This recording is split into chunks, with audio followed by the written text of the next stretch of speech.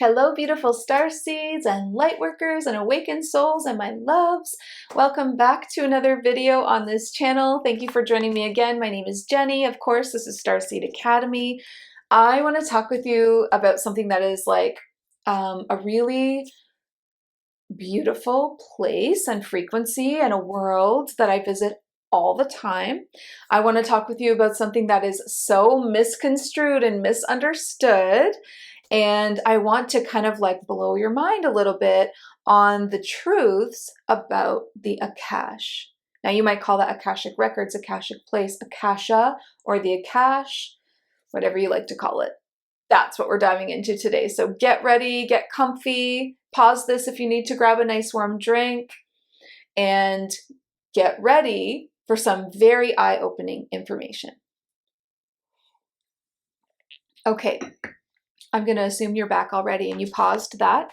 So let's jump right into talking about the Akash. So the first misconception here, it is not a dusty old library. Okay, it is not like when we say Akashic Records, people think it's like, oh, I'm going through like my file folder or I'm opening these books, blowing the dust off like, what's in here? It is not that. It is not that at all. I don't even know who started like purveying it as that, perceiving it as, portraying it as that. It is definitely not that.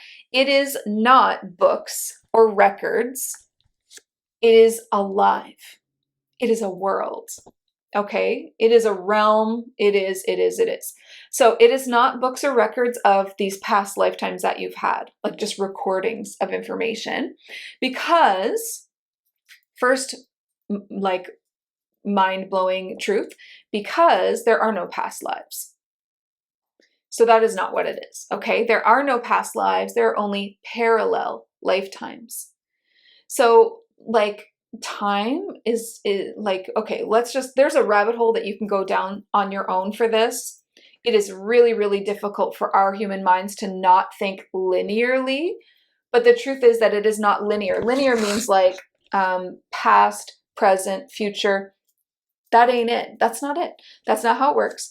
Time is this kind of like cyclical experience that is also just everything happening in the now moment all at once, like simultaneous or parallel, okay? So parallel lifetimes mean that your past lives are still alive. You know, your past lives and your future lives and your now life are just different timelines, parallel timelines, where you're having these experiences all at the same time, okay? So the Akash is not a dusty old library. It is a small world or realm or place that acts like a hub at the center of all your timelines. So I see it, the way that I see it is so beautiful. I see it whenever I go into it.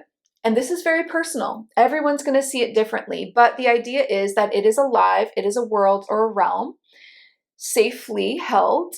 And the hub, the center, the hub of where all the timelines connect to. Okay, so every lifetime or timeline connects to this, almost like a spider web, if you want to view it that way. And then the Akash is at the very center. So for me, I see it like this world, this beautiful green garden, right? There's trees and there's birds and it's alive and it's gorgeous. And at the center is like this fountain, right? Or like a courtyard kind of idea. And from that central place, there are all of these pathways. And the pathways can look like dirt paths. They can look like wooden bridges. They can all look different. And the thing is, the pathways lead off, and then those pathways branch off. And then they branch off again and again and again. And there's so many like doorways or paths that lead to these crazy amount of timelines. There are so many timelines. It's insane. There's no way you could visit them all.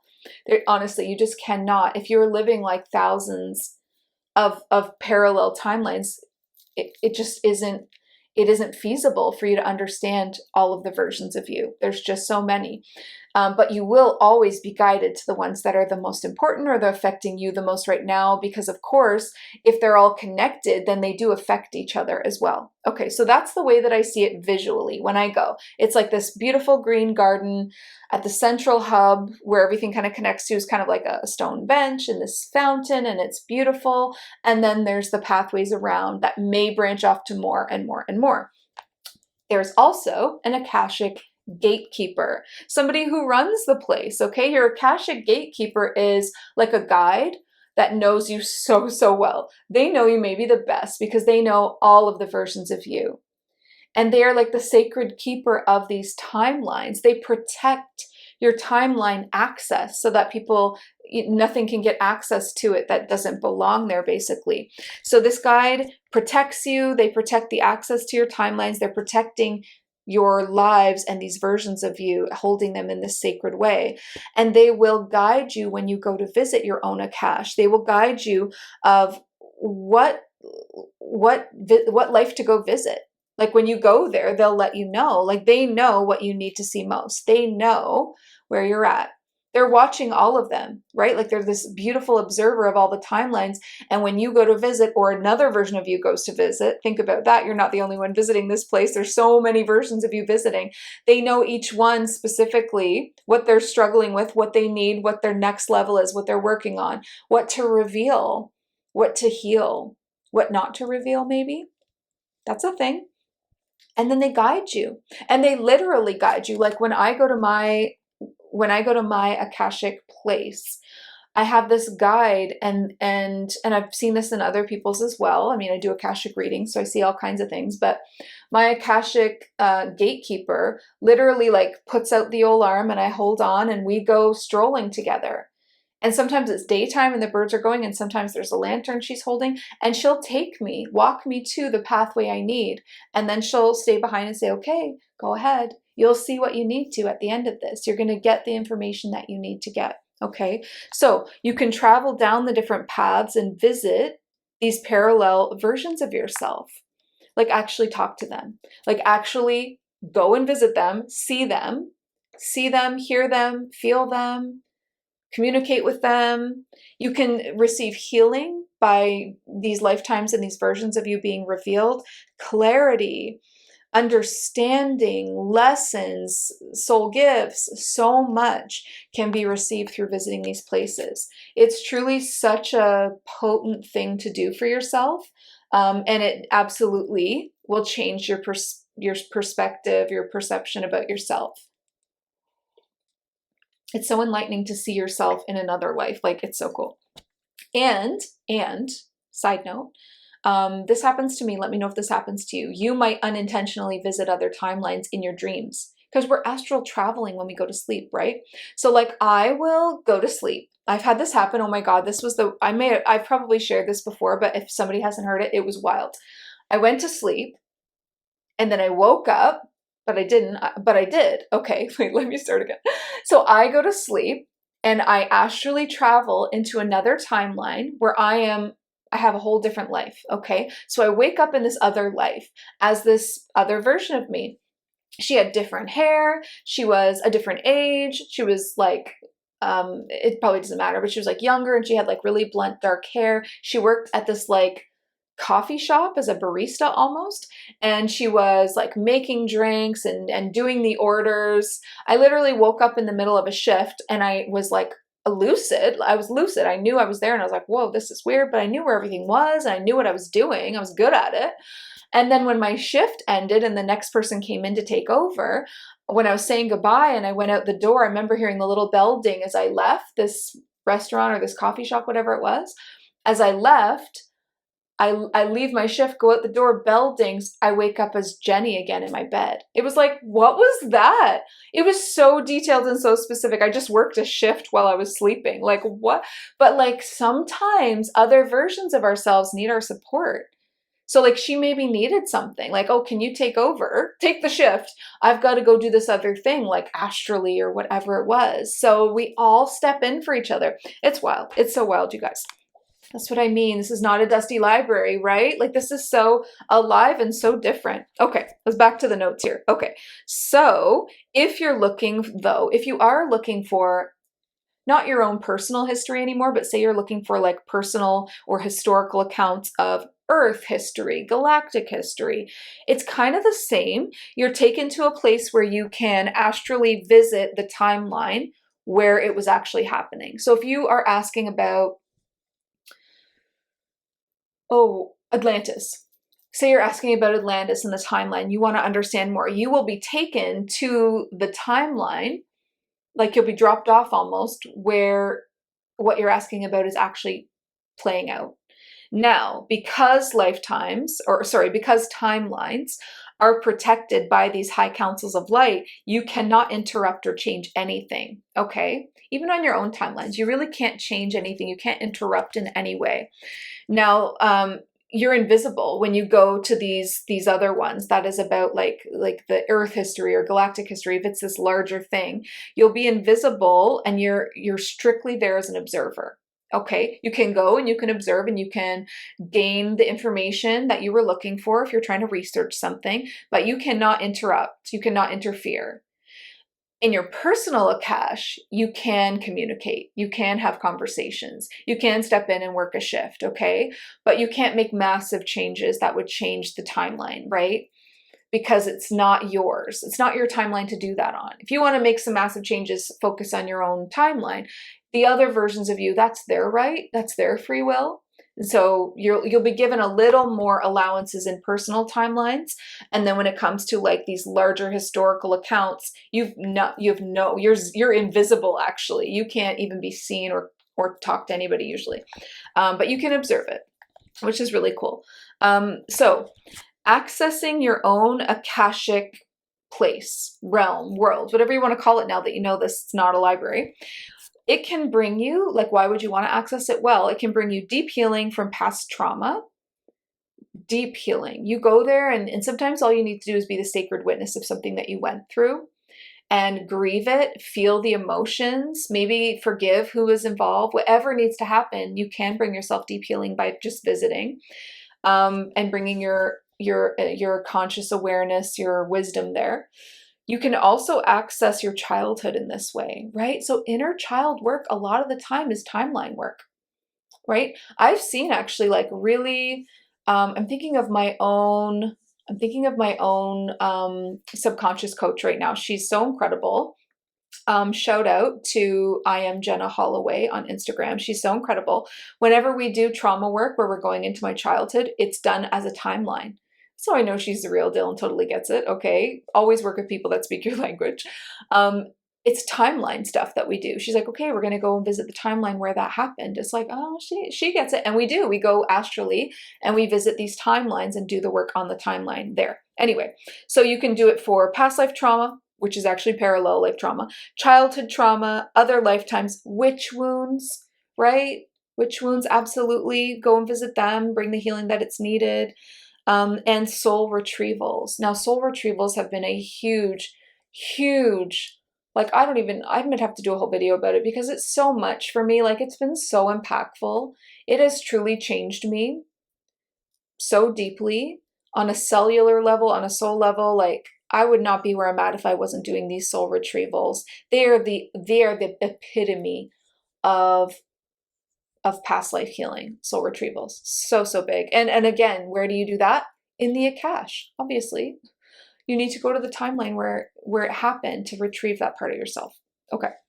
If I go down the rabbit hole of soul retrievals right now, we're never going to get through this, so I won't do that. But if you want to do you want a soul retrieval video? Let me know. I've got all kinds of experiences and tips and helpful stuff around that. Okay. So Akashic, why access it? Those are all like of the big reasons why. There's probably lots of other reasons, but those are the big ones, right? Is there any reason why you shouldn't access it? Is there any instance where maybe it's not a good idea? Okay, let's be honest here. You should not go digging without an intention, first of all. You want to always be specific with your intention. You want to ask for the lifetime that is going to bring you the healing or the guidance that you need. And if you don't know what timeline or lifetime that is that you need to visit, then still have the intention on what you're trying to heal. If you are not in a stable place, like if you're emotionally not in a good place, then it is not time for you to be doing this. Okay. Ideally, what I say to people is you want to be healing your childhood before you go messing around with lifetimes, past lives, parallel lives. Healing your childhood is going to get you to a stable place in the here and now where you can take on trauma. Why go looking for like massive trauma if you haven't even healed your childhood yet? So if I'm being really honest, I don't think that you should be doing this if you're not actively working on healing your childhood. Everyone has childhood trauma. Don't tell me right now you don't have any. We all have it. And if you don't know what it is, that's your place to start. Go to your inner child, have a conversation with them, or go traveling to your childhood timeline and see what's there. Let them show you. You want to be communicating with your inner child as if they're a guide, like actually talking to them as if they're someone other than yourself. You want to be asking them what they need to share with you. What do you need to show me? What do you need me to be a sacred witness of? What's bothering you? What weighs you down? What is there that I can help with? How can I bring you stability or strength? And they will show you. You can place your hands over your heart and just say it out loud and call them in, or wherever they are in your body. So that's basically the instances where you wouldn't want to go digging, okay? Because yes, it's all magical and incredibly powerful, but I did not access my own Akash until until I intentionally had been working on my childhood. And healing your childhood doesn't happen the first time around always. Sometimes you need to come back around to that a couple times, especially if, like me, you had a lot of trauma in your childhood. Okay, and the reason why is that you don't want to add more to your plate if you're not emotionally stable. And what comes through in these lifetimes that you'll be visiting, what comes through is what needs healing the most. So what does that mean? That means the heavy shit. That means the dense stuff. That's what's going to come through first. So be prepared for that and be in a really good place for that. Be ready for that. But it is a beautiful thing to do. It is an empowering thing to do. It is a way to up level for sure. Okay. Getting an Akashic reading with somebody like me can really help you to also discover your starseed origins, right? What are starseed origins? They're just your other lifetimes. If we all come from God source, or whatever word you like, God source, the universe, the great spirit, the white light, if we all kind of come from that same source and we're all made up of that same stuff, then the only thing that makes us different is our lifetimes that we've chosen. And so your starseed origins are just your past lives, your parallel lives. They're just the experiences that you've chosen for yourself, right? So starseed origins are your other lifetimes. What makes it feel a lot like home is if you continue to choose it over and over. Maybe you continue to choose the Pleiades. You're like, oh, that's so me. I feel so at home there. So I do it again and again, lots of lifetimes. Okay, well, now you're going to have a very high Pleiadian DNA count in your soul, like blueprint, and you're going to feel like that's your spot. That doesn't mean that's all you are. Don't get caught in that limiting belief that you are one thing. We all have heard those people online. They're like, I am the Pleiadian commander. Okay, fine. That was maybe a lot of lifetimes that you had, but you're human right now. Plus, you were probably other things as well. We've all had angelic incarnations. Incarnation just means lifetime, by the way. We've all had angelic incarnations. Probably incarnations in the ascended master realms, maybe the elemental realms. I see a lot of elementals come to me, like the fae and the unicorn and the dragons and that. You're not just one thing. You're multidimensional. Okay, so allow somebody like me who can do an Akashic reading for you to enlighten you to all that you are. And again, you've had thousands of lifetimes. Don't expect me to be able to just recount them all for you, but you'll get a good couple. And there'll be a reason, because your Akashic gatekeeper, again, we call them in when we're doing stuff like this.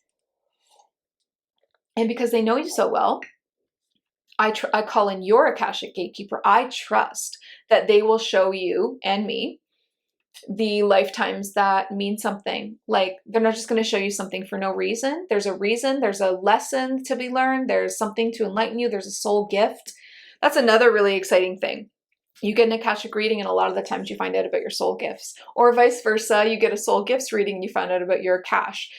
they're so connected. They are so, so connected, because the gifts that you had in like ancient Egypt that you were using as the high priestess or prophet or magician or mage that you were, those gifts didn't go anywhere. Okay. All of your lifetimes, all the gifts from all these lifetimes, they're right there. They're inside your soul, just waiting to be activated. That's a whole other video. Okay. One last misconception that I really think is so funny, but let's clear it up around what the Akashic Records are. Please hear me.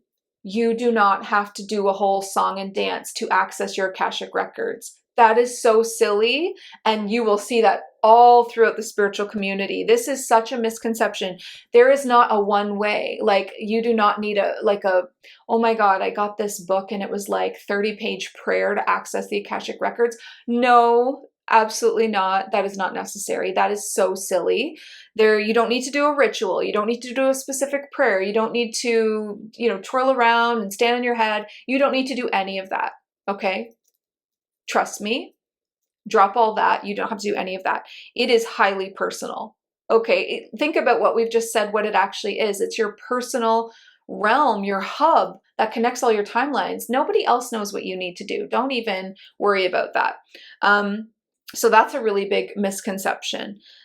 It should actually be very authentic. It should actually be coming from the heart. Nobody can tell you how to do that but you. However, some ground rules that will make it powerful and keep you safe. Never do anything without a sacred space, okay? You don't go visiting your Akash, you don't go astral traveling, you don't even meditate without a sacred space. I've talked a lot about what a sacred space is, so I know that you already know what that is. And this is your way of protecting yourself, of aligning yourself to the love frequency, of using the archangels to hold the sacred space and connecting to the white light. You can do it quickly, but you need to do it. You also want to have a quiet mind, okay? It's really hard to receive anything if you're like all up in your thoughts. If your thoughts are racing, you're not going to have like a powerful experience. So how can you quiet your mind? I find the sacred space does quiet my mind because I incorporate breathing into mine. And if you've seen me set a sacred space, and I've done it many times for you guys on this channel, I do take you through some breaths, don't I? Brings quiet to the mind, stillness to the body. And the other thing is, you should have an intention where you're asking for what you want. Just willy-nilly, whatever. You ask for what you need. You ask for what you want, so you arrive where you need to arrive. So guided experiences can be very helpful because of this. So some people have trouble meditating. They have trouble visualizing. They can't quiet their minds. They don't know where to get started. They feel a little like green. They're not sure where to get started. So guided meditations can be super helpful. I want to let you know that I have a free one. Just go to the link in my description of this video to go to the website. On my website, I have freebies, literally. Does everybody know this? I hope you all know that there's freebies over there for you to enjoy. I made them for you. One of those freebies is the most magic, potent Akashic journey you ever had. Go get it right now. It's free. You can keep it forever. Just like save the link somewhere. It's for you. It's a gift. So many people have told me about the experiences that they've had, and it just like blows my mind. I take you on a journey to meet a past life or a parallel version of yourself and to receive a message from them. And I leave it very open because that could mean anybody, any timeline, any world, anything. Okay, so go do that immediately after this and like come back and tell me what happened. And then, so guided experiences, yeah, they're super helpful. I've got one I created for you a while ago. I hope you knew that. And then the other last thought is that people that are channelers, sorry, I have a gust hair on my face now somehow, inexplicably, it just found me. They float through the air. Divine channelers, so somebody like me that's a channeler and uses all the clairs, speaks the language of the clairs powerfully, strongly, I get it. They are the most potent readers. So if you want to go to somebody to receive an Akashic reading, choose somebody that is a channeler. Not a healer, a channeler, right? Because a channeler will be able to share with you everything that they see, feel, hear, know, and it will be so visual. It will be like a guided experience where they're taking you on the journey. So choose a channeler if you're going to be getting a reading for that. Okay, I hope that this was super helpful. My camera's dying, and that's why I keep looking over here, because it's like, oh, only so much left, I need to go. Okay, I really hope that this was so helpful and so powerful. I want to direct your attention now to the links in the description.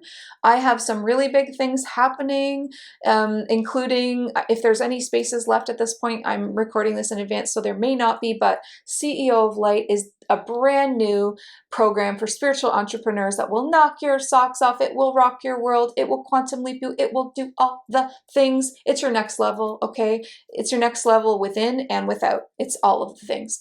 If there are spaces left at this point, when you click on the link, snatch one up. Look at the curriculum. Guys, there's nothing like it in our industry. Nobody does programs the way that I do. Because I am a psychic and a business strategist, it's like these two worlds meld together in the most powerful way. I'll stop talking about it now. If there are no spots left, get on the wait list, because I'm going to do it again, and 3 months goes by like that. And just like with Psychic Light, I'm going to the wait list first. That's why if you're not seeing me announce Psychic Light spots, I don't have any available, right? Psychic Light waitlist is beautiful, healthy. It is like hearty. So let's get the Starseed or the CEO of Light waitlist the same way, and then you get first dibs. Other than that, make sure you are subscribed here for new videos every single Sunday. If you want to work with me and you're not sure where to start, come into the membership. That is an amazing place to start. If you, for whatever reason, don't want magic, then, and you don't want the membership, then, and you're not sure what to choose, then come over to Instagram and DM me. I have people do that all the time. They let me know a little bit about where they are, and then they say, what would you recommend? Of course, I'm here for you for that too. Okay, I love you. I love you all so much. Thank you so much for being here every week. I love your comments. I love the conversations that we have on IG. I just love my community, and I'm grateful. Thank you. Before you go, please remember, listen to your heart and the quiet voice within, because you are so much more than the body you are in. I love you, beautiful starseeds. I'll talk to you soon. Bye.